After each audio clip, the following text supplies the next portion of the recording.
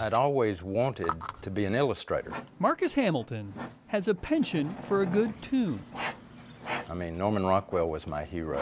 Marcus grew up in Lexington, and from looking at his childhood artwork, you could tell his love for all things Disney as well. I loved it. That skill eventually got him voted most talented in his high school class, and after getting a degree in commercial art, he landed a job in the art department at WBTV in Charlotte. Yeah, this is the actual painting. But soon broke out on his own doing freelance work. I can't tell what that says. That got noticed. Oh, my best, Bob Hope. He did this portrait of Bob Hope for the Saturday Evening Post Christmas issue in 1978. My sister, Jean, in Lexington, called me when the magazine came out. She said, I just came back from the newsstand. Did you know that your painting is on the cover? And I said, you're kidding.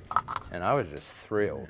That was probably the highlight of my whole freelance career. A career that flourished until his work was replaced by a silicone chip. It was so different looking. And a mouse. And the need for the hand-painted, hand-drawn illustration seemed to kind of go by the wayside. Art directors weren't interested anymore in that particular style, and that's all I could do.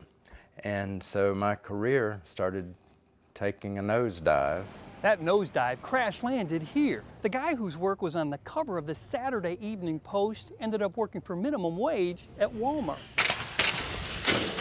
Marcus Hamilton was a man of faith, but he and his Savior were beginning to have words. I said, Lord, I've trusted you with my life, and look where it got me. I don't see any evidence of you working, and I'd like to know what's going on. God answered. And it was on June the 22nd. With a TV show. 1993. Hank Ketchum, the cartoonist creator of Dennis the Menace. Marcus had never seen the Christian Broadcasting Network's 700 Club, but while flipping channels, he stopped to watch this episode. Ketchum, the man, is understandably ready to pass on the mantle of Menace. Hank Ketchum was talking about finally handing off the Dennis the Menace comic strip that he'd created nearly 40 years earlier. I want to get somebody to draw Dennis for me. I want to walk away. I want to get some oil paints. I want to write. To me, that was an opportunity. But I've got this kid. It keeps tugging me. So I went straight to the telephone, got his phone number, called him out in California, and told him I was interested in drawing Dennis if he was serious about retiring. Ketchum was so serious about retiring that he was willing to train Marcus to replace him. I faxed that to Mr. Ketchum, and he told me to change the perspective to show Dennis facing forward and have the cat in the background. Here's a good one. Marcus went to work drawing the daily single-panel Dennis cartoons that run each Monday through Saturday. It felt like I was 20 years old again.